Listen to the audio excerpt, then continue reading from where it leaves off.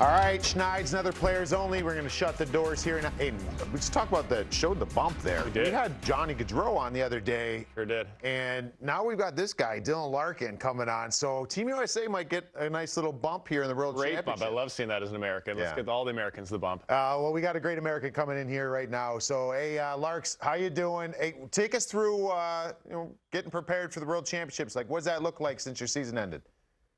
Yeah, it's an honor to be here, guys. That's quite the intro there. Shoot everything. Just shoot everything. Pretty good acting there, Rupper. No, it's been obviously trying to wind down from the season, and it was a pretty emotional roller coaster of a finish, and had to let the emotions go, and Team USA called, and took me a couple days to see if the body was able to do it, and I think I wanted to keep playing, and it's been nice. We've had a little Luke Hughes and Zach Werenski are here, Cole Caulfield's here, so we've had some skates going, and just trying to keep the legs moving before we head over for the World Championships. Yeah, it's always that awkward kind of dead time after your season ends. You got to decompress before ramping it back up to go over to Worlds. But you touched on it there, the roller coaster at the end of the season. I mean, it was crazy in the East. We were all watching it every day, trying to see who was going to get in. You guys fought till the end. You had those great comebacks. What was that emotionally? What was that like to understand that you guys kind of missed out because of an empty net goal in a different game, the scoreboard watching? What kind of emotional toll and energy did that take at the end of the year there? Yeah, it was devastating to go through all of that, and then just see how it all unfolded. But you can really look at the full 82 game season. There's going to be ups and downs, but to come up 1 point shy, it's just there's so many what ifs, and I think it was a great learning lesson for our team and our young players, even myself. You just gotta, when you get in a spot where the last 2 months or whatever it may be, we were in a good position, and then we let everyone back in it, and then there we were after 82 games. We were on the outside. So next time we're in that position, just to keep your foot on the gas and accumulate points. Any point matters throughout the year. Yeah, I mean, like you said, you guys are a young core, young team, so to learn lessons like that, I think you guys have a bright future. I think you guys will be in the playoffs for the next little while, hopefully after that. But yeah, I mean, getting back to the World Championships, you and I played together in 2019. How many championships have you gone to? Is this your third or fourth? How many have you been to? I think it's my fifth or sixth. Fifth or sixth, so that many. I'm getting up there. Yeah. Well, that's awesome. I know. And it's an honor, and I went as a young player every time I could, and the last couple of years I've had some injury stuff and other personal things going on. So I'm excited to be going again and representing USA. You just watching it here with the USA jersey on. I mean, what does it mean to you when you got the news of the just international hockey at the Four Nations and the bright future of international play? Does that kind of spur you on and to be more excited even right now, putting the jersey on here for the World Championships? Yeah, absolutely. And I think it's great news that NHL players, they're building up towards the Olympics with the Four Nations, and I think that'll be exciting. A little taste of international hockey for not only the fans but the players, and I think Connor McDavid's been pretty he's been outspoken about it, which is really good for us, and I think just getting a little taste of it, and then the big one is the Olympics, and growing up, I think, I don't know what age I was pretty young when Miracle came out, and my brother and I, we watched that countless of times. So it's just anytime you get to represent USA is an honor, but to even get a chance to go to the Olympics, it would just it'd be something that would be a career highlight for me, for sure. Hey, so I want to ask you, Larks, because you're talking about that, right? Playing best on best hockey. I still remember, man, the best team that I ever saw assembled. So much excitement. World Cup of Hockey, Team North America. I mean, how fun was that? We just asked Johnny Gaudreau about it the other day, and I was like, you guys kind of, we asked Patrice Bergeron was on, and he was talking about it too. He's like, man, that team was fun to watch. Like, what was, from your perspective, just young guys going there having fun? I mean, what is that in your grand scheme of teams you've played for?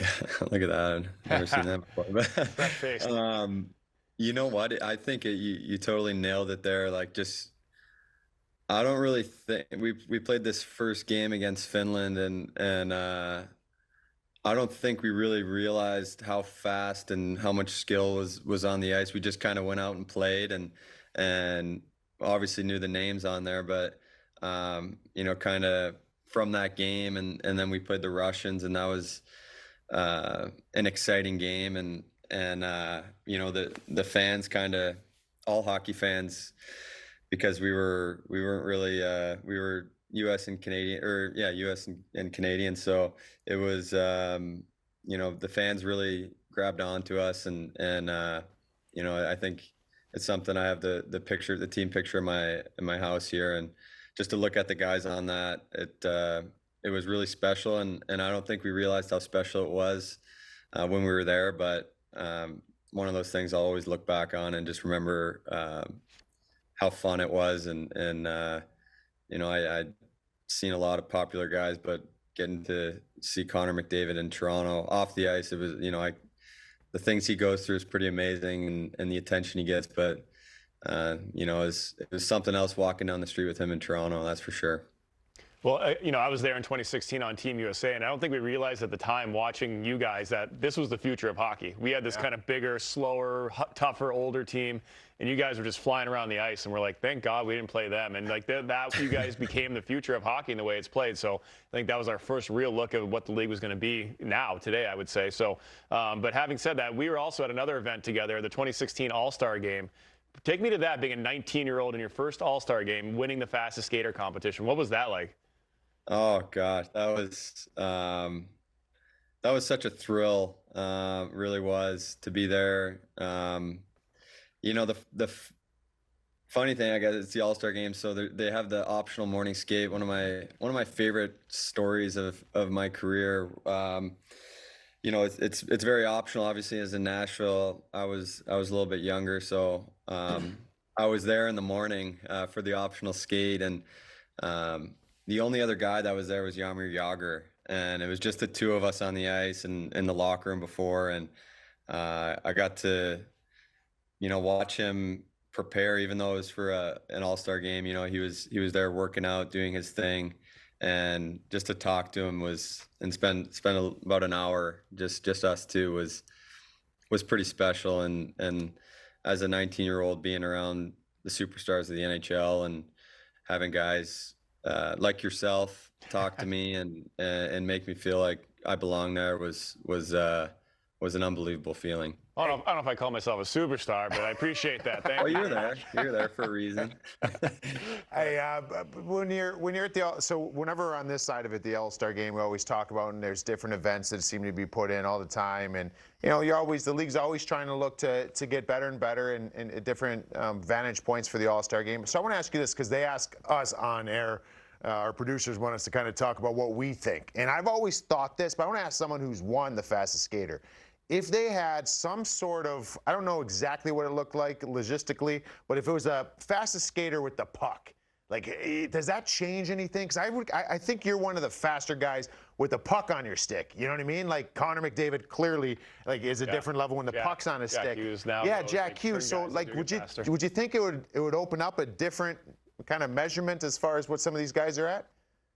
Yeah, I think so. And I think you look at the game nowadays, and yes, it's still mostly along the boards, but it's so exciting when these guys wind it up with the puck, and I think of Nathan McKinnon right away. Just when his feet are moving and his hands are moving just as fast with the the puck on his stick. It's just it's not fun to play against, but when you're sitting on the bench, it's you know, you're very impressed. It's a wow factor, and you know, I think there is a way that they could you know, or some, if there's a way they can incorporate that, it'd be exciting for the fans to see, and for young kids as well.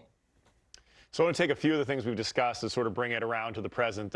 You know, spent some time with you as a 19-year-old at the All-Star game.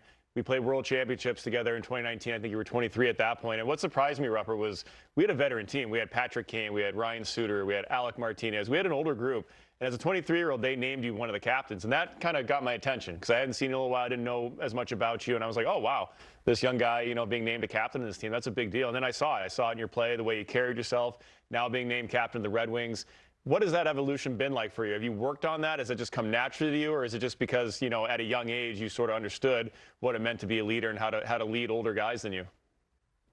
Yeah, I think that is an interesting thing you bring up there, is leading older guys, and you know, but it's like anything. It's like with your play on the ice, you got to be open to learning and getting better, and admitting that to yourself that maybe you're not the best, and there is areas of improvement. And you know, I think really I'm very fortunate enough to be drafted by the Red Wings, and you know, the guys that were in our locker room when my first year, second, third year as a young player, I got to watch Henrik Zetterberg and Nick Cromwell and Justin Ablocator, guys like that were great hockey players, but even better people, and great locker room guys that you know, made it really easy to come to the rink. But with that, there was always an unspoken you know, responsibility and for yourself, and how to carry yourself, and prepare, all of those things. So I was very, very fortunate to be able to learn from those guys, and I always was the quiet guy as a young guy. You know, don't speak unless spoken to, and be respectful, and you know, I just watch them, and you know, learn from them. Seen but not heard, right, Rupper?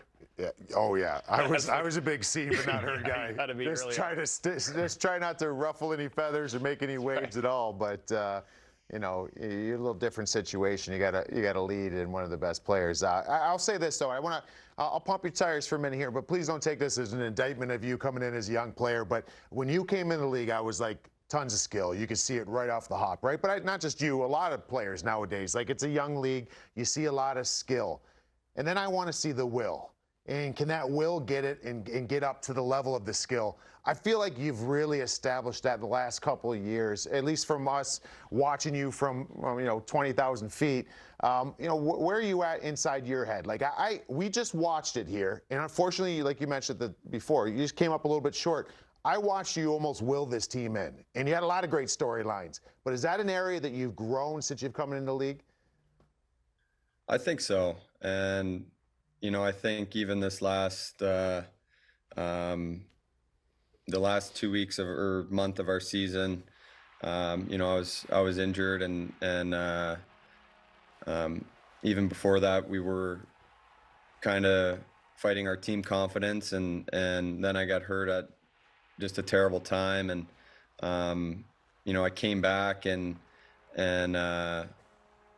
you know, I just think that I proved to myself that, you know, I can be a good player in these big games, and we were playing playoff hockey down the stretch, and you could see the guys that showed up, and you know, similar to the playoffs, we're playing every other day, but it's a grind, and there's injuries and all of that, but you know, it's how bad you want it, and how bad you know, something might hurt, but you know, it's going to hurt, but you got to keep going and doing it over and over. So you know, I was proud of myself, and a lot of guys on our team that you know, really showed we showed ourselves and each other that you know, we can play in these big games.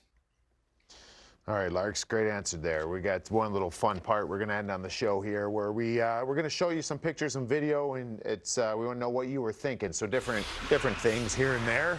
And I just want to go, you can take us through what's going on here. That was my bachelor party, and we were in Manchester, England at the Coldplay concert. So I love Coldplay, and I dragged 12 of my buddies over to Europe to go see them. There was not much fun had in that picture. Yeah, I was about to say, you really, I'm sure dragging them, I was gonna say. twist their arms to get them to go, right? Oh, England. You just talked about Will. You just talked about Will. There was a will, there is a way. Hey, what am I looking at here? Why does it look like there's a bowling ball over your guys' head? What is that? Oh, I think that was a balloon from the just perfect timing from the show. Oh, okay. All right. Hey. Not impending death from No, I was like, what's happening right here? All right, we got another one coming up. I'm sure you remember this moment. You remember that one or no? Oh yeah. Or have you scored too many? No, You remember this no, one? I remember that one. And I got to play with Jonathan Bernier for a few years after this, and I got a nice picture of kind of the reverse angle where you can see his face, and where I'm right here, like kind of right there, and I got that blown up in my basement, and we've had some good laughs about that. Did Bernie sign it for you? Did you get him to sign it? No, I didn't. No, I should have signed one for him. Yeah, right. Here you go, kid. Oh, that's great. We got another one. But that was an unbelievable memory and moment in my life. That was, just something that first game and to score your first goal. I probably watched. We played the next night. I probably watched it 200 times after that, and then realized it was 3 a.m. and we had to play the next game or next night. That's life in the NHL. Sadly, I never got that first goal feeling, so I'm just going to live vicariously. Yeah, I feel bad for you guys. goalies. Yeah. Like, you guys got you don't I have know. like that. I mean, I guess first shutout would be that, no? Yeah, it's not quite the same, right? It's, Yeah. Because Because not everybody's cheering on. all the sacrifices we have to make as goalies. Yeah, it's that's just another, tough just life another you one guys of them, live. so. Tough life you guys live. Hey, we got some audio here we got to listen to real quick for the next one. Hey YouTube, it's D-Boss and E.G. Slayer here. I know you've seen this 100 times, and I'm sure you're sick of it. But when we get D-Boss on, the one thing we were just watching this, Whips we use in here, Patty Kane stick. Like, this makes it, now I feel like we had to bring it back. Because the legend where you're down in the basement, you're talking about Patty Kane, you're talking about his stick and all those things. I mean, what was it like? You got to play with him. And does this video ever get old? Are you over this video? Kane. Olympics. You know what? I've come around. I've come a long way with this video. When it first came out, man, I was so embarrassed. But you know what? I think I've come to accept it, and the fans love it. Oh, it's great. You know, the funny part about Kaner, I played with him for World Championships, and a bunch of the guys were kind of passing that video around, and I was sitting next to him at dinner, and the video made its way to him, and I had to watch it with him for his first time watching it. Please tell me on the ice he was tapping his stick saying, D-Boss, D-Boss. I love that though, man. He's just a great guy. So brings you back to the childhood there. I mean, that's what I took of it too. Like, everybody has their legends, right? The guys they looked up to playing the game, and you got USA Hockey all over it right there. Patty Kane. I just thought it was cool to come full circle. Yeah, it's a fun experience. I don't know if you got this chance. Like, I grew up watching Marty Brodeur and Roberto Luongo and got to play with both of them. And then you kind of forget when you play with Kaner, he's sort of a peer in that sense. Like, he was younger than me, so we were in the league around the same time. But you kind of forget that he is a generation of American players' favorite player. So all you guys come in the league, it's always Patrick Kane. So that must have been a pretty good experience just to play with him for an entire season, not just the World Championships.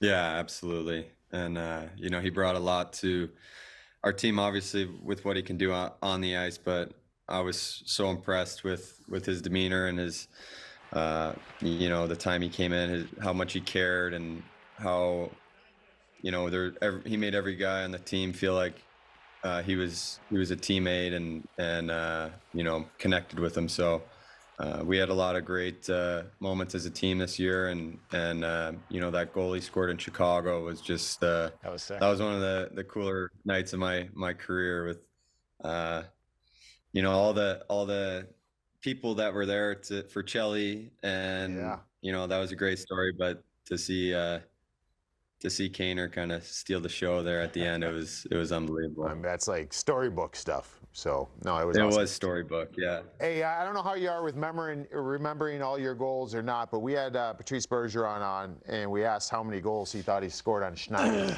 And I don't know if he's just trying to be a gentleman. What did he say, one? Just like 1 or 2. I was like, Murray, come on. Yeah, and he had like 5 or 6 or whatever the number was. Do you know how many you scored on Schneids?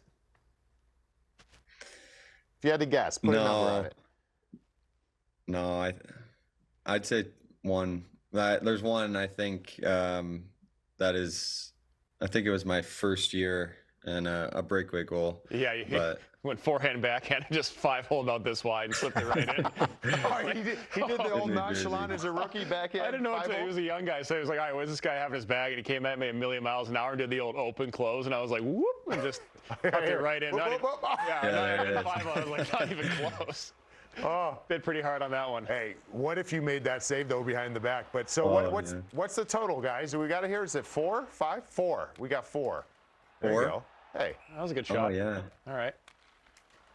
Not much you can do there. I always have good games in New Jersey. I like playing there. You guys always did play well against us. Well, we weren't that good either, so I think a lot of teams had good games against us. But yeah, especially you guys. You guys always gave us a hard time there. All right, we got a last one here for you, Larks. What's going through your mind right there, big boy? There we go. I'm gonna do it. What's a dog? With the dog, perfect shot getting in the picture too. I know. I think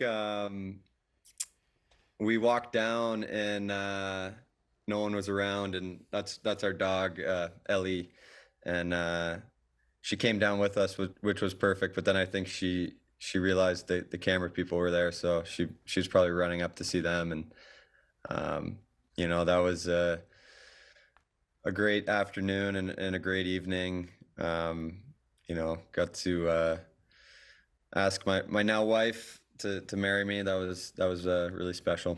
And then go on your bachelor trip over at Man U. Good excuse to go over. Yeah, exactly. Hey, well, good stuff, man. Hey, we appreciate you hopping on. Best of luck at the World Championships. Go Team USA. Right. And yeah, we'll be watching you next year in your wings. Hopefully, yeah, thanks, Larks. Appreciate it.